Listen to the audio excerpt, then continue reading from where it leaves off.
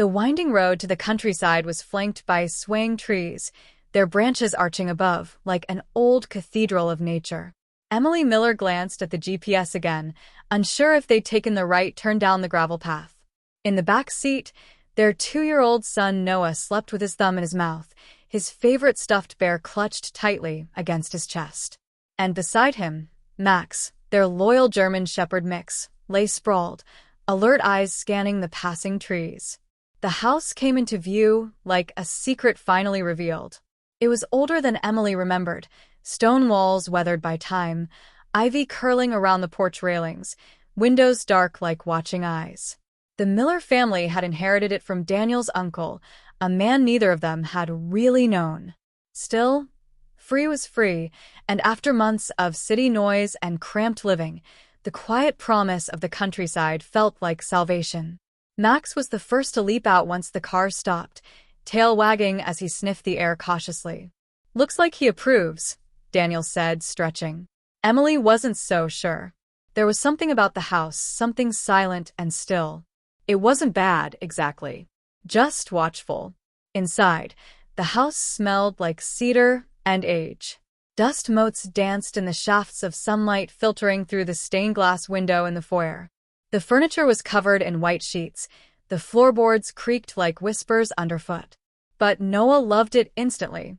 He giggled as he toddled through the halls, slapping his tiny palms on the walls, chasing after Max's tail. Emily's heart eased a little. By the end of the first day, they had cleared the living room, set up the kitchen, and placed Noah's crib in the nursery upstairs. Max settled himself by the crib as always, his soft huff of breath the last sound Emily heard as she turned off the light and closed the door behind her. That night, everything was quiet.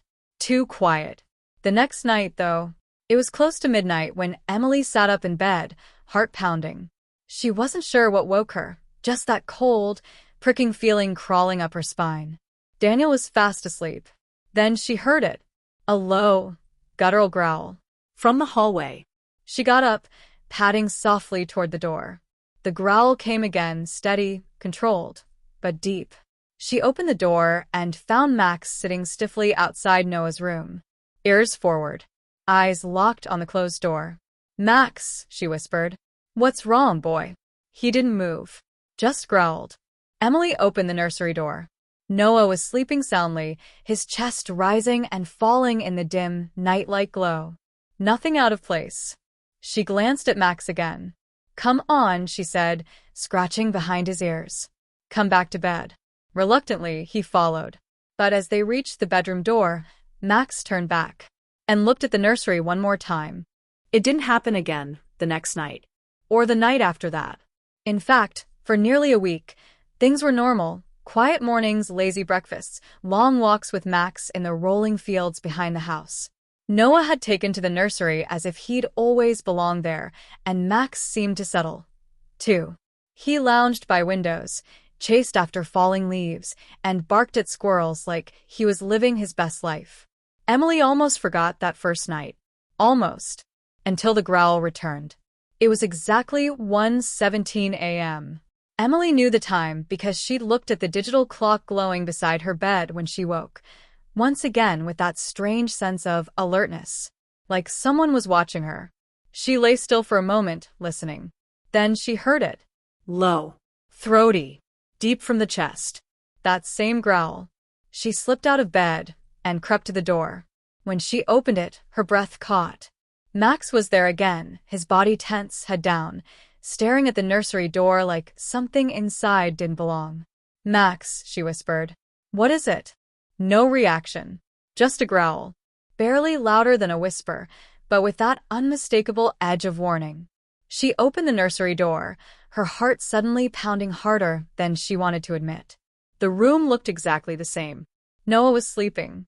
The stuffed bear lay beside him. The nightlight glowed in the corner, casting soft shapes on the wallpaper. Emily checked the window. Locked. She even peeked into the closet. Nothing.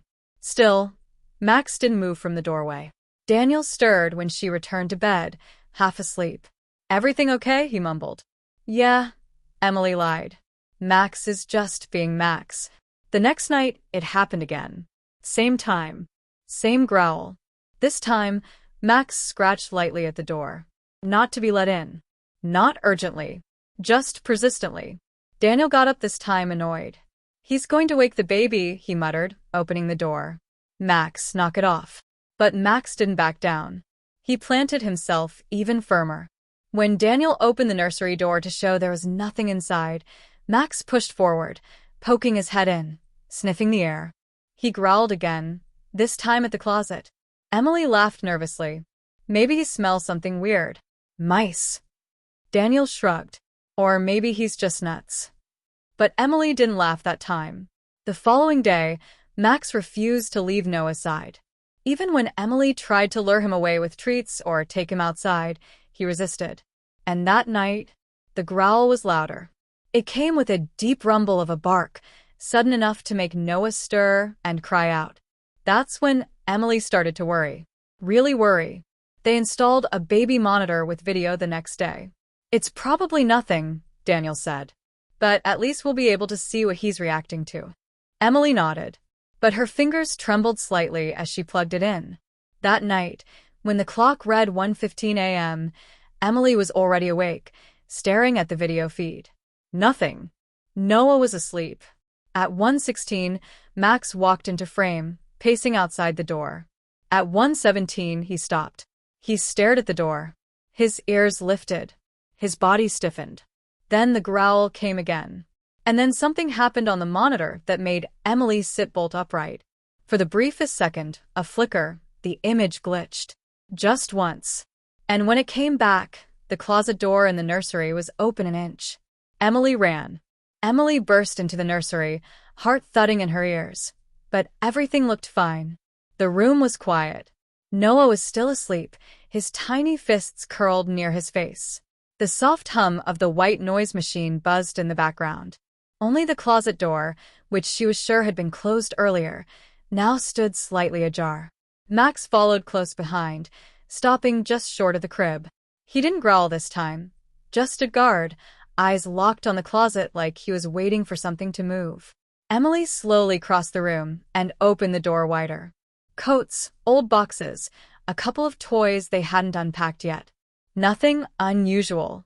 Still, a strange tightness coiled in her stomach. The next morning, Emily told Daniel what she saw on the monitor. It glitched, she said, chewing her lip. And when it came back, the closet door was open. Daniel frowned. Could be just a lag in the feed. That monitor isn't exactly high-tech. Maybe. He paused. You think someone was in there? No, she said quickly, though the thought had crossed her mind. But something's bothering Max. And I don't think it's just some weird habit. Daniel crouched and rubbed behind Max's ears. You trying to tell us something, buddy? Max just pressed his head against Daniel's knee and let out a soft sigh. Later that day, Emily decided to clean out the closet. Maybe it was something simple, an old scent, a rodent nest, something that Max's sharp senses had picked up. She pulled out dusty boxes one by one, sorting through old clothes and forgotten keepsakes left by Daniel's uncle. It was mostly junk, mismatched socks, cracked picture frames, yellowing books with curling edges. But at the bottom of one box, wrapped in a faded towel, she found something odd. A small journal, leather-bound, worn at the edges. She opened it, flipping through the pages. Most of it was incoherent scribbles, weather notes, grocery lists, odd sketches of birds, plants. But toward the back, the entries turned darker. Saw him again last night, by the trees. Watching the window. Max knew. Max always knows. Emily froze. Max? She flipped back a few pages. The dog had been mentioned before. An old entry about trusting the dog more than my own eyes. And then, no one believes me, but Max does. She sat back on her heels. Could it be the same Max? No. That didn't make sense. This journal was at least 10 years old. She closed the book gently and looked down at Max, who sat beside her like a silent sentinel. You've been here before? She asked softly. Max just blinked. Later that night, Daniel was skeptical when she showed him the journal. It could have been any dog named Max, he said. It's not exactly a rare name. Still, it's strange, isn't it? What if Uncle Harris had a dog before, and it reacted the same way? Daniel nodded slowly. You think something happened in this house before we got here? Emily didn't answer right away. Instead, she turned to the baby monitor again, setting the volume just a little louder this time. At exactly 1:17 a.m., Max stood up and moved to the nursery door. Same growl. This time, Daniel was watching too. I don't get it, he murmured. There's nothing there. Emily looked at the monitor. But this time, there wasn't a glitch. There was a soft movement. The rocking chair in the corner of the nursery swayed forward, and then back. Max barked. Noah stirred. Daniel and Emily rushed in. But the chair had already stopped. And the room, once again, was silent. Emily sat with the journal on her lap the next morning, her coffee long gone cold. Daniel had left for a quick trip to town, supplies, groceries, new locks, and Noah was down for a nap. The house, in its rural stillness, felt heavier than usual. She kept glancing at the closet door, half expecting it to creak open on its own. Max hadn't left her side since sunrise. He was alert, not anxious, just ready like a soldier on watch. She flipped through the journal again, looking for anything she might have missed. More drawings. One was of the old shed in the backyard, almost buried in ivy. In the margin, a scribbled note. Padlock broken again. Don't think it's animals. Emily froze. She hadn't even noticed a shed when they moved in. The shed sat at the edge of the tree line, hidden behind overgrown brush. Weather-worn, with moss crawling up one side, it looked like it hadn't been opened in years. Max stopped short as they approached it. His ears perked. His body went still. Emily tried the door. Locked. But just as she was about to turn away, she noticed the padlock was new. Shiny, unlike the rusted hinges. Daniel didn't mention replacing this, she muttered. That's when she noticed the faint, muddy footprint near the door. Too large to be Noah's. Too fresh to be old. She swallowed hard and backed away. Emily showed Daniel the footprint, the shed, the journal entries. This is getting too weird, she said, her voice low. There's something going on here. Someone's been in that shed recently. Daniel was quiet for a long time. Finally, he said, Okay, tomorrow we open it. Together. That night, neither of them could sleep. At 1:17 a.m., Max growled again. Loud. Firm. This time his hackles were raised. Emily checked the monitor. The nursery window was open. Noah was asleep, but the curtains swayed gently in the breeze. She rushed in, heart in her throat, locked the window, checked the closet, the chair. Nothing. Max didn't growl once she was in the room. He just sat near the crib, positioning himself between Noah and the rest of the world.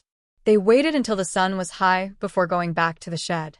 Max led the way, tail stiff, body poised like he was entering enemy territory. Daniel used a bolt cutter to snap the lock. The door creaked open. Inside were old tools, a folded camping chair, and a few empty food wrappers. And in the far corner, a sleeping bag. Used. Emily's blood ran cold. Someone had been living here. Recently. Daniel checked the ground. There were scuff marks near the wall. A stack of bricks had been moved aside. Behind them, a narrow opening. A crawl space. Leading somewhere. That night, Max wouldn't leave the nursery door. He barked once, loud and sudden, at 1:16 a.m. Emily and Daniel ran to the hallway. They saw it at the same time. The faintest movement of the hallway door at the end. It didn't close, it just moved, like someone had touched it. But when Daniel checked, nothing. The house was empty. No signs of forced entry. Just a dog that refused to sleep. And a journal written by a man no one had believed. Until now. The day after opening the shed, the air felt different. Heavier. More real. Emily couldn't stop thinking about the sleeping bag, the food wrappers, and that crawl space tucked behind the bricks. Someone had been there, was there, right on the edge of their lives, just out of view. Daniel made calls, to the sheriff's office, to a private security company. But out here, in the country, everything moved slow. They were told to keep an eye out and report anything strange. But that wasn't enough. Max knew that. That night, as the clock ticked toward 1:17 a.m., Emily didn't wait. Max was standing outside the nursery again, body taut. This time, something was different. Emily leaned in, eyes wide. In the bottom corner of the video feed, just for a split second, a shadow passed. Not the curtain. Not the light. It moved across the carpet near the crib. She raced to the nursery, her heart thudding. Noah was safe. But Max was inside already, standing between the crib and the closet. He wasn't growling. He was staring, head cocked slightly, eyes sharp. The closet door was cracked open again. The next morning, Emily went back to the journal, searching for clues. Somewhere in the middle, folded into a loose page, she found something she hadn't noticed before. A torn photograph. It showed a young boy, maybe 10, standing in front of the same shed. A dog sat beside him. Not Max, but another German shepherd, almost identical in markings. On the back, in smeared pen, it said, "He followed me home again. Said he lived here. Says it's his room now. But no one sees him except Max." Emily's chest tightened. She flipped to the last page in the journal. The handwriting was messy, hurried. "Max won't stop growling. I think he's trying to protect the boy. But from what? Or from who?" That afternoon, Daniel returned from the town's records office. He held a thin manila folder, his expression unreadable. "You were right," he said. "There was a child." Emily stared. "What?" "This house. Before Harris owned it. There was a family here 15 years ago. They had a son." He paused. He disappeared. No signs of forced entry. No leads. They searched the woods, the shed, everything. It went cold. Emily's breath caught. "And they never found him?" Daniel shook his head. "Just gone." They both looked toward the hallway where Max lay curled near the nursery door. Always watching. Always guarding. They couldn't ignore it any longer. That night, they brought a flashlight and opened the bricks inside the shed again. The crawl space was narrow and damp. Musty. Emily stayed back with Max while Daniel lowered himself inside. He moved slowly, carefully, until he reached the back wall and called out, "There's something here." A moment later, he emerged, holding a weathered, rust-covered tin box. Inside were drawings, a flashlight, a child's shoe, and a folded paper. Emily opened it with shaking hands. "My name is Caleb. I live in the closet because it's safe." He said he was my friend, but he lied. Max barked, so he left. "Thank you, Max." That night, Max stood outside the nursery at 1:17 a.m. one last time. He didn't growl. He didn't bark. He just looked into the room and wagged his tail once. Emily watched on the monitor as the rocking chair swayed gently. But this time, it wasn't eerie. It was peaceful, almost like someone saying goodbye. She was already watching the monitor. The morning after the final night with Max's silent watch, Emily couldn't shake the feeling of finality that hung in the air. Something had changed. It wasn't just the house anymore. It was her understanding of everything. Max seemed different too. More at peace, almost. He moved slower than before, as though he had finally completed his task. The urgency in his eyes had softened. Still, Emily couldn't stop wondering. Who was the boy in the journal? What had Max been protecting Noah from? And why did it feel like something or someone was still waiting? The photograph with the boy, Caleb, kept returning to Emily's thoughts. She couldn't stop staring at it, trying to piece together how it fit. There was something about the way the boy's eyes mirrored Max's own vigilance that unsettled her. That afternoon, as she sat by the window, Emily glanced at the shed one last time. A new thought flickered in her mind. The shed wasn't just a storage space. It had been a home, a place for someone to hide. Someone who had been forgotten. Emily couldn't ignore it anymore. She called the local historian, an elderly woman named Mrs. Harper, who had lived in the town all her life. Emily had heard stories about how Mrs. Harper knew the town's secrets better than anyone. "Hello, Mrs. Harper," Emily said, trying to keep her voice steady. "I need to ask you about a child, Caleb." A boy who lived in the house before we did. There was a long pause. Caleb. Mrs. Harper's voice cracked, as though she'd been waiting for this question all along. He was the son of the previous owners, the Robinsons. They moved away after the boy vanished. Emily swallowed. What do you mean, vanished? They looked everywhere, Mrs. Harper continued. The woods, the fields, the town. They searched for months. And then one day they just stopped. Left the house. The boy was never found. But why didn't anyone find him? Emily asked. Mrs. Harper sighed deeply. I don't know what happened to Caleb, but I'll tell you this. It's always been said that this house was special, that it held on to things. People. But the truth is the boy wasn't lost. He was left behind. And no one ever talked about it. Not openly. Left behind? Emily echoed. Yes. Caleb stayed behind. Not in the way you think. But the house remembered him. And Max. Max kept watch over him. The pieces finally clicked together for Emily. Max hadn't just been protecting Noah. He had been protecting Caleb. Caleb wasn't a ghost or a supernatural presence. He was a memory, a lingering shadow that the house, in its strange way, had preserved. Caleb had been lost long ago, and his spirit, if it could be called that, had stayed in the walls of the house, the closet, and the shed. Max had been the only one who could see him. The dog's protective instincts had always been about guarding the boy who could never truly leave. Later that evening, as the sun dipped low, Emily sat on the porch with Max beside her. She couldn't stop thinking about Caleb's final message. The boy had known Max had kept him safe. Max raised his head and looked up at the sky, his body relaxed. He seemed content, like he had done his duty. A faint breeze passed through the trees, carrying with it the faintest whisper of something long gone. A presence, like a memory or a dream, that finally had its chance to say goodbye. Emily stood up and walked toward the nursery, where Noah slept peacefully. Max followed her, walking slowly, calmly. As she entered the nursery, Max gave one final glance toward the rocking chair, then back at Noah. He seemed to nod once. And that was it. Max turned to Emily and walked slowly toward the door. Emily watched him leave. The morning was bright. The air was still. Emily didn't feel the heavy tension anymore. No strange growls. No ominous movements. Max had been right all along. He had known the truth. And now that truth had been understood. Max, once the fierce protector of Caleb's memory, had done what he came to do. He had let go. It was a month later when the family said their final goodbyes to Max.